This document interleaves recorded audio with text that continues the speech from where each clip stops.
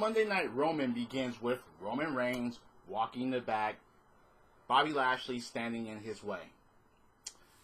The gist of this is that Bobby Lashley wants him to go to the ring and actually call him out. Roman Reigns goes to the ring and actually calls out Bobby Lashley.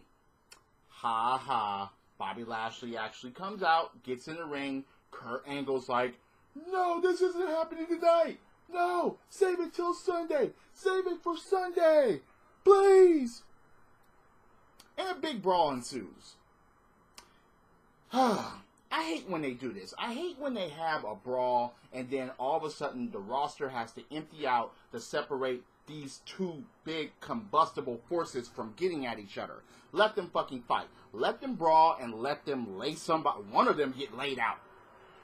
That's more interesting. That's more storytelling than this mid-card and below separate these two shit. Braun Strowman didn't come out there to actually just carry one of them to the back or anything like that. No, they kept brawling, they kept brawling, they kept brawling because apparently mid-carders and below can't separate people. They can never fucking separate people. I mean, it never fails. So, what ends up happening? Roman Reigns pretty much gets his ass whooped at a lot of these exchanges. He does.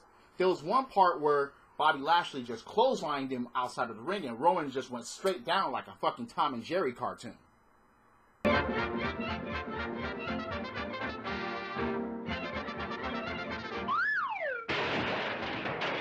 Anyway, you have this going on and they hold Bobby Lashley back. They hold Bobby Lashley back. In the place where Roman Reigns will jump over the fucking top rope and land on everybody, and everyone mysteriously can't catch this guy and falls like dominoes. Seriously? And then Roman Reigns just goes to the back, and everyone recovers, and Bobby Lashley actually gets up and recovers. And I'm like, wait a minute. You mean to tell me that the whole fucking roster couldn't catch Roman Reigns? Seriously? I would hate to see these motherfuckers at a rock concert. You can't catch this guy. You won't be able to catch other motherfuckers. Anyway, I don't... Look, I'm not even looking forward to the fucking match between Roman Reigns and Bobby Lashley. I'm just not. Nia Jax and Natty versus Alexa Bliss and Mickie James.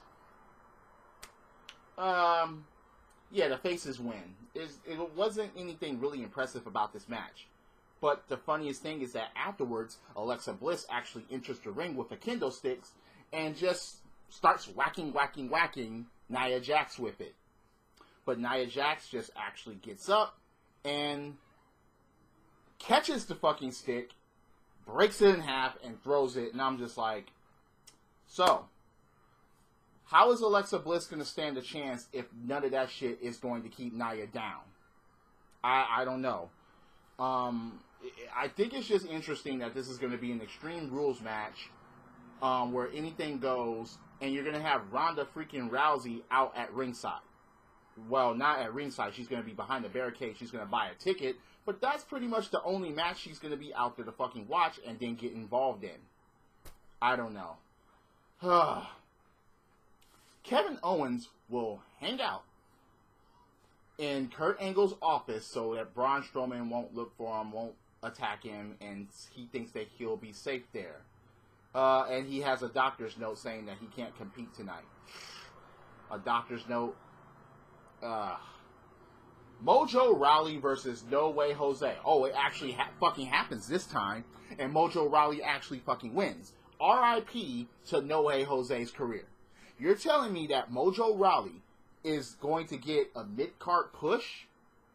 And No Way Jose, look, Carlito Adam Rose was just a novelty anyway. And I'm not a fan of No Way Jose, but he came from NXT, and now he's this. He's losing to Mojo Rawley more than once. Every time they try to set up a feud for No Way Jose, he actually gets fucking beat. And people are just moving on from him just like that. It's just very silly. But Mojo Rawley? Damn, you couldn't even have a fucking feud between these two to go for a while and have them exchange wins? Poor Jinder Mahal. Shanti. Poor Jinder. Actually trying to chant that with Seth Rollins, and Seth Rollins is walking in the back.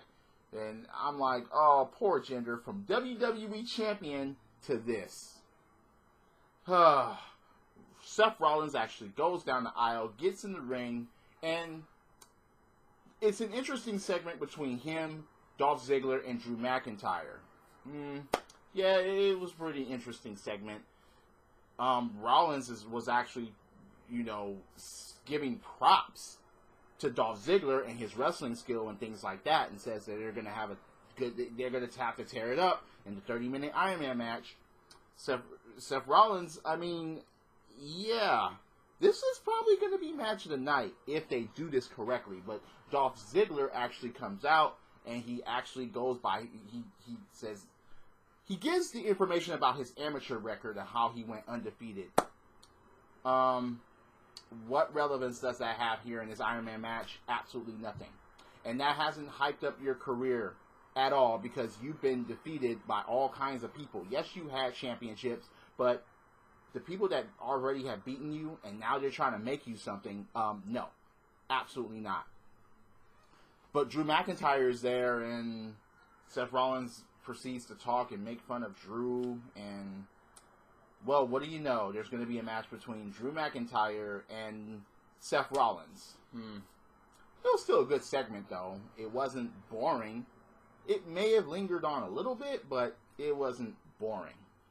The B team makes fun of the Deleters of Worlds again. But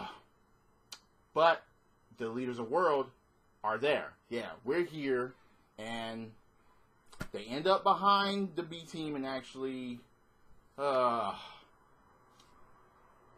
Dallas actually beats Matt Hardy. Oh, God, you got to be kidding me. Once again, separate from The Miz, you start winning. Separate from The Miz, you get pushed. Separate from The Miz, you're all of a sudden important somehow. Oh, are they going to become tag team champions? Seriously? Is the B team, Bo Dallas and Curtis Axel, going to become tag team champions? It's not that they can't wrestle. It's not that they are not good talent. It's just that their gimmicks messed them up. A Bobby Lashley interview. He doesn't like Roman. He doesn't respect Roman. And, yeah, he's going to leave Roman Reigns' lane. Believe that. Ember Moon versus Liv Morgan again. But this time it wasn't a victory from the Eclipse. It was actually a jackknife roll-up. And Ember Moon actually escapes because she didn't get jumped. And Ruby Riott is absent again because she's injured. Anyway, Ember Moon, from NXT to Novelty. Yeah, she's not getting any championship matches anytime soon. They're not going to just push her to the top. But they're not building her up properly on this main roster because the fucking main roster is spread too thin. Oh, and then there's promises to Ronda Rousey. Finn Balor, Bobby Roode have an interview. Well, Bobby Roode actually walked on. And it's funny how, didn't we just see this same storyline between Big Cass and Daniel Bryan? I'm talking about Corporate Corbin and Finn Balor. Yes, I'm bigger and da-da-da-da-da, you're smaller, da-da-da-da-da. Didn't we just see that? And they're doing it again. Why are they doing this again? On a different show, nevertheless, but still. It's just, oh yeah, and Bobby Roode actually teased the glorious, oh no, we'll be victorious. Damn it, bikes outside, stupid shit. Anyway. Yeah, they said, Bobby Roode's like, yeah, we'll be victorious, but then he said absolutely glorious in the interview with Renee Young and so on. So, if Drew McIntyre loses tonight, he will be banned from ringside at Extreme Rules. Kevin Owens was sitting right there, and it's funny how Dolph Ziggler and Kevin Owens didn't think that was fair, but Drew McIntyre was like, that's alright. That's the way to handle that shit. It's like, look, be confident within yourself as a heel, especially if you're going to be a threat. Drew McIntyre is like, that's all right, that's fine, yeah. Elias, who should be Intercontinental Champion right now, he said he's been in a studio recording an album. Is that true? Is that true? Oh, and this took place in Boston, and the Boston Walk with Elias. Hey, congrats, Boston. You were one of the loudest to cheer that. I was just like, damn, they were really eating up that.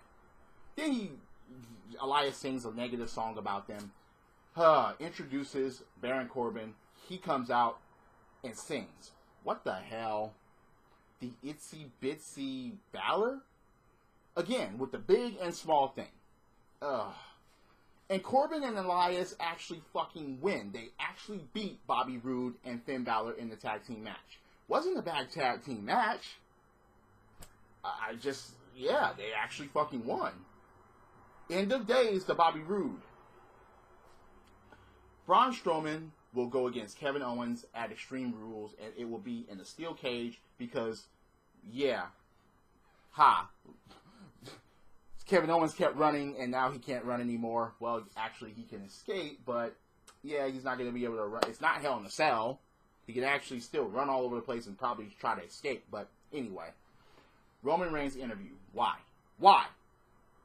More Monday Night Roman, and he actually says that he respects Bobby Lashley. I'm just like, oh, no, just get off. Get. Delete. Delete. Fuck, man. Monday Night Roman. We just keep seeing Roman. Having videos of Roman Reigns segments that just fucking happened earlier in the show. But the garbage of the night was once again Bayley and fucking Sasha Banks counseling. I thought they settled shit in the ring. Drew McIntyre versus Seth Rollins. And guess who wins this one? Due to a little distraction by Dolph Ziggler, Seth Rollins actually fucking loses. So Drew McIntyre can actually interfere at Extreme Rules. Is this the return of Ambrose that we've been waiting for? Dean Ambrose returning at Extreme Rules to actually fucking help here? To actually help Seth Rollins? Is that gonna fucking happen? Because without that, I don't think that Seth Rollins has any type of shot. I just don't. But that was Monday Night Raw. It was kind of funny, but because Dolph Ziggler got laid out by the curb stomp, and after the Claymore by Drew McIntyre, he actually carried Dolph Ziggler to the back when the show ended. So, yeah, but that was Raw. Extreme Rules hype, quote unquote. Going home episode, but this really didn't hype up anything. It just didn't. They just made it all Roman all the time once again. Why isn't Bayley and Sasha having a match at Extreme Rules in an Extreme Rules match? It's beyond me. Anyway, you think my opinions are full of shit? Please leave a comment below. If you're watching this on YouTube, thank you for joining. Hit that like button, hit subscribe, set up those notifications. If you're listening to this on Spreaker.com or on Apple's iTunes, once again, thank you for joining along. Tell me what you think about Extreme Rules. Are you looking forward to it? Please. I'm always open for a debate about wrestling. Drop kicks, body slams, throwing motherfuckers over the top rope, both feet hitting the floor. Yes, I'm a wrestling fan. This is the theme, and the theme is go. Credits.